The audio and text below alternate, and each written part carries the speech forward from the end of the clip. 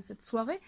Il dit si, viens, je veux te montrer quelque chose. Bah, le quelque chose, c'est la fille qui me regarde avec des yeux un peu bizarres à la fois, enfin, pas contrariés, mais un peu interloqués. Et une fois qu'elle m'a regardée, elle le regarde lui, elle fait ah bon bah au revoir alors, bonne fin de soirée.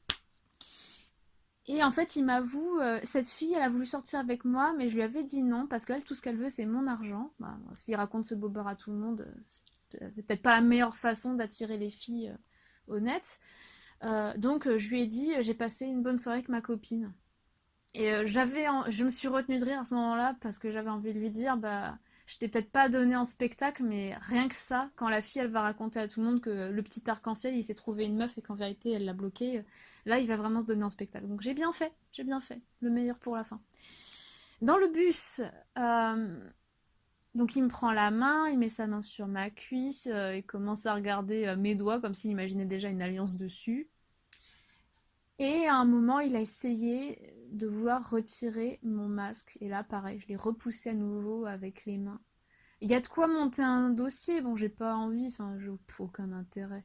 Mais j'avais envie de lui dire, peut-être que chez les arcs-en-ciel, c'est considéré comme de la drague et de l'amour courtois. Dans mon pays, ça s'appelle du harcèlement. Encore plus en 2021, mais je pense que même à l'époque où il n'y avait pas MeToo et compagnie, je pense qu'on aurait déjà appelé ça.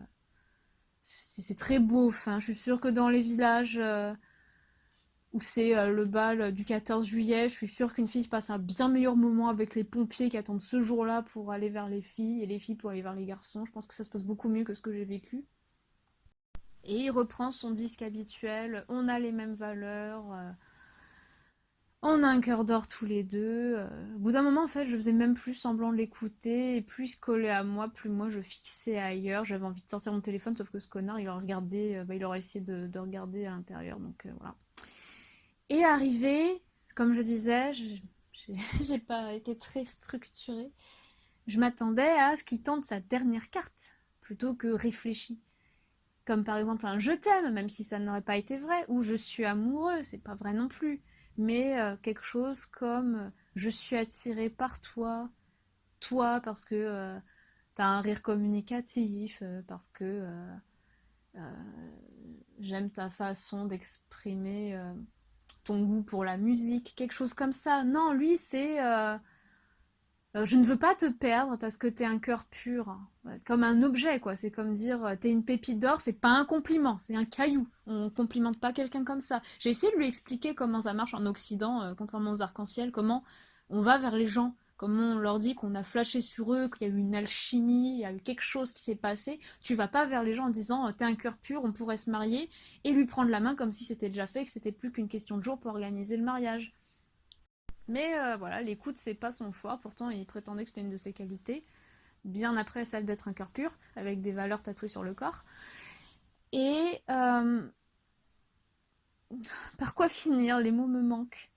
Que dire de plus sur ce monsieur arc-en-ciel qui ment sur son physique, son métier et absolument tout. Euh, j'ai oublié. Il y a un dernier truc important à dire. Je vais regarder mes notes. Voilà. Pas des moindres en plus. Toujours les plus importants qui passent à la trappe. Pourtant, mes notes, c'est justement les trucs importants.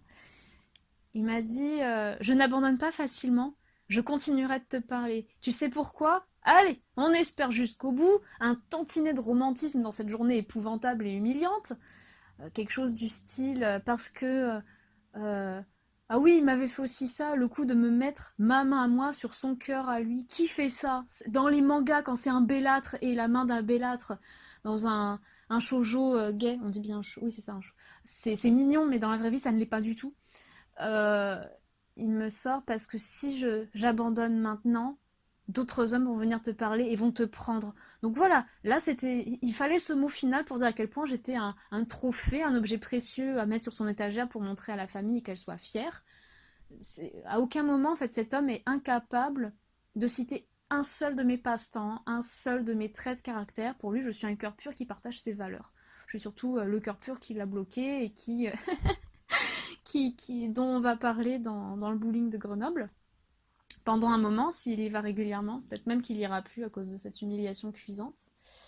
Et donc sur ce, je suis rentrée chez moi.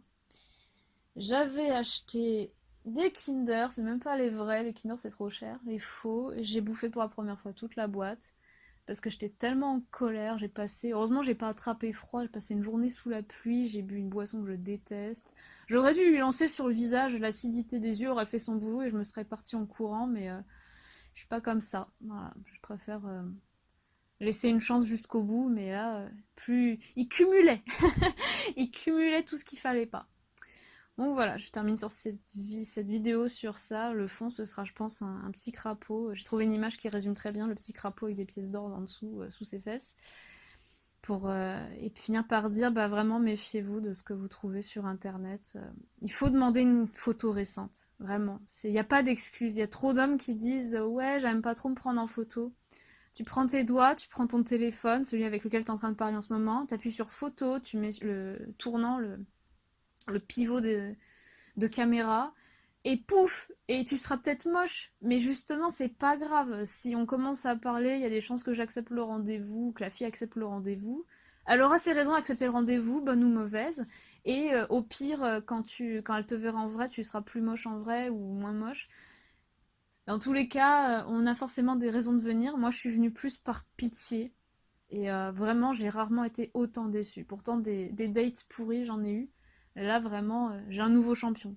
Pour le coup, il est peut-être pas grand cet homme arc-en-ciel, mais il a mis la barre très haute. On pourra difficilement faire pire. Au point que j'ai envie de m'enregistrer en train de la raconter et de la mettre sur internet.